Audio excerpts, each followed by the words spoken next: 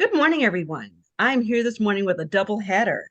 I've got the Executive Director of New Horizons, Ron Vaughn, as well as the Director of Marketing Development, Ellen Hall, with me. Good morning to you Hello. both. Good Good morning. morning, Margot. Morning.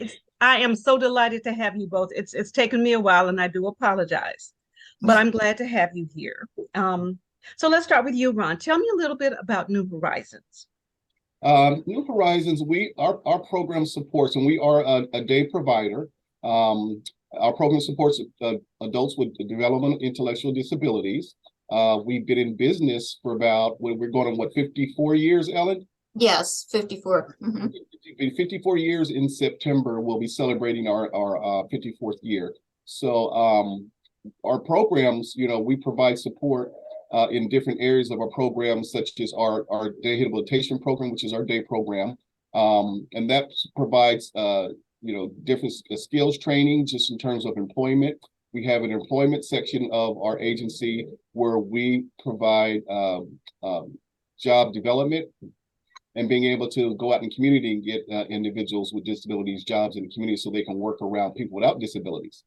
So that's pretty much our main goal, is to be able to do that so they can engage and interact with people without disabilities and be able to contribute to their communities.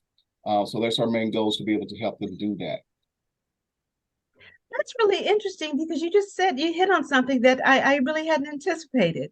So Um, to work with people who don't have disabilities. It just seems to me that we are supposed to be an accepting culture and that there right. shouldn't be an issue there, but apparently there is. But before we go any further, because I really want to go down that line, I like that. I Just, definitely like that. again, just I'm being to ensure that the people that we work with, because sometimes people with disabilities don't get a fair share. So we want to make sure they're on the same playing field with everyone else, and that's everyone else without disabilities in their communities. So So it that's sounds like our goal, to be able to make sure that that happens for them. that's fantastic. It sounds like we both need to be trained. Yes. And Okay. so our big thing is education, educating people surrounding people with disabilities, and ensuring that they are on the same playing field with everyone else. Well, It's that still makes sense. the same Yeah, opportunity and everyone else gets.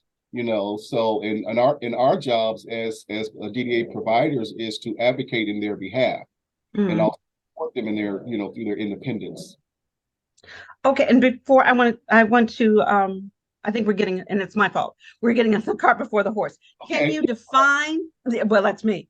Can you mhm. define what developmental disabilities are? I know it covers a wide swath, but it for, it does. Well, being able to define it really depends on the individual who has that disability, because there's, again, that's a wide range, Margot, of that. So I mean, it could be start from where individual has difficulty with interacting. Individuals have difficulty being engaging in their community or their setting. So it's a wide range of a disability. um and again, we work with different providers, not only through DDA, but we also work with other providers who support people with developmental disabilities, or just having a disability itself, like the Division of Rehab Services. They work with everyone who has a disability. I can go out and break my leg and I can't work, so I'm disabled.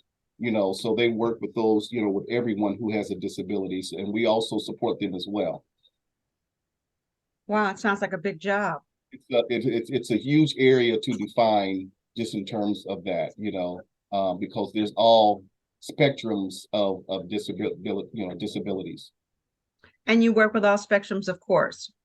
We definitely focus on developmental intellectual disability. That's our focus, and Okay. we also have a section of our program who also works with all types of disabilities. That's our site that we have in White Plains, and they work with all realms. You have multi-sites, Yes, we have 3 sites in total. and it's in White Plains and where else? We have office here in Upper Marlboro, White Plains, and Cheverly, Maryland.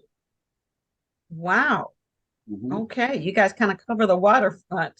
Yeah, we've grown. I mean, at one point, everyone was right here in this building, but we've grown so much we had to make space, and kind of move our programs around and kind of define those programs. So that's exactly what we did. So tell me, I know that we're coming supposedly out of COVID. How has that impacted your organization as a nonprofit?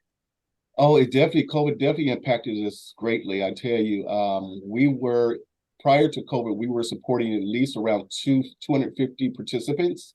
During COVID, not right now, we're not even half to that right now. We still have people who are still out. We have individuals, participants who are trying to maybe get into our programs. So definitely COVID has impacted us greatly, as far as our programs and financially as well. Okay. Well, Ellen, I'm going to bring you in here because he said the F word, which is finances. Yeah. Yes, and as an ex person who used to do fundraising, I know how challenging it is at any time. Tell Yeah. me what you are doing to try to balance the books here and try to make things better. So we apply for a lot of grants, local grants, state grants, federal grants. And then our major fundraiser is coming up in May 22nd. That's our golf tournament. So that's our big fundraiser. We do some small fundraisers like Do More 24 and Giving Tuesday, and a lot of those smaller online fundraisers. But our main fundraiser is the golf tournament. So right now we're trying to ramp up for that and get sponsors as well as players to join us. But as with most golf tournaments, people don't sign up till the last minute. So, but we're doing pretty well so far this year. So hopefully it'll be very successful. Okay, well, give me a little bit more about the golf tournament. I mean, this is a marvelous opportunity for you to do some serious fundraising here. So let's talk about that. Do a little marketing. Yeah, so it'll take place on May 22nd. And it's at Lake Presidential Golf Course here in Upper Marlboro. And we have not had a golf tournament since 2019 because of COVID, obviously. So it'll be the first one post-COVID. So yeah. Okay. So if people aren't golfers, can they still participate or can they just sponsor a golfer? They can become a sponsor. We have many levels. They can sponsor anywhere from $250 to $5,000. It's up to them. Tea sponsor, bronze sponsor, a luncheon sponsor. We have so many different levels. They can also, they don't have to play golf. They can come out just for lunch, or they can come out just for the turn food. Jerry's seafood restaurant here in Bowie is sponsoring our turn food, which is always phenomenal. We have almost 100 giveaways for door prizes. So you get a lot for your money.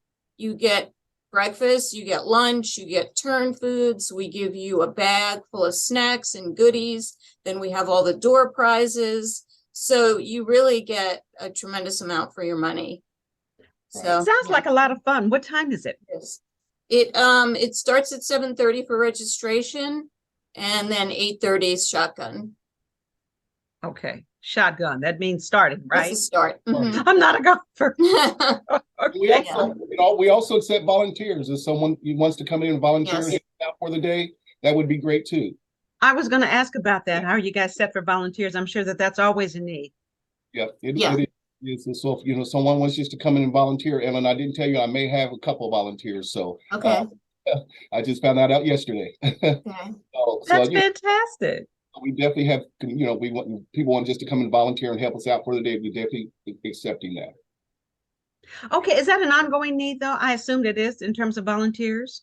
It is. I mean, depending on what we have going on, just in terms of our programs for right now, we're not accepting volunteer because we're still under our COVID policies. Yeah. So once those are lifted, we'll be reviewing that this month. Then we may be, opening that back up again. But and it's mainly going to be surrounding our events, our activities that we have going on. Oh, that's fun stuff. I love that. Who doesn't love volunteer for an event? Right. One and done, and then you feel good about stuff, right? Right. Mm-hmm. Yeah. Okay. You guys have been in business 54 years, and I understand that, Ron, you have not been around the entire 54 years. I got No, that. I've not. No, But I want to hear, because I really want to personalize this for people. So sure. can you give me a success story that you have permission to talk about, and Yes. kind of put a human face to this for everyone? Well, I definitely have a success story. Prior to COVID, and it's been a few years ago, we've had a individual that came into the program, very quiet, very laid back, just was not really engaging. And this was in our employment service program. And this individual, one of the things that we did was current events. So when one day we started doing current events and we started talking about history. Mhm. And once we started talking about history, he just lit up like a light bulb. He lit up. He was really engaging. So at this time right now, and I think he's still working there. He was an ambassador at the what is it, Arts Museum there in DC. Ellen, you remember I that? think he's a part of the Smithsonian, one of the branches of the Yes, Smithsonian. yeah, the Smithsonian. Yes, correct. Yes, and has done a wonderful job. They love him. So Yeah. definitely, that's definitely a good success story for us because again, once we started talking about history, he just lit up like a light bulb. Is that all it took? It's amazing. It's It finding that was, spark. Mhm. something that he really was interested in, and when they started talking about it, he's like, you know, started talking about. I mean, he was very, he's more like a history buff. Oh, that's fantastic. Yeah. He's one of the ambassadors there at the Smithsonian. So, Okay. Yeah, he will actually walk up to museum visitors and discuss what they're looking at. He'll come over and give them information on, yeah, what they're looking at. And he's doing something he loves, which means he's going to It's his excel at it. passion. It's his Yeah. passion. Okay. Mhm. Yeah. so That is a fabulous story. Yeah. we were just elated when we saw that come out of him. And And you never know. that's one of the things that we do. We customize employment. We customize and we sit back and look at those, what those skills that our participants have, and we may develop a job and go out and talk with employers in regards to that. And that's exactly what we did with him. Once we found out that he was really into history, Mhm. our employment staff went to work, on his And behalf, found him the perfect job. having the perfect job, and he loves it. Yeah. Oh gosh, I love those kind of stories. I really do. I really wish we had more time. It always goes so quickly for me, but I want to make sure that Mhm. everyone can contact you.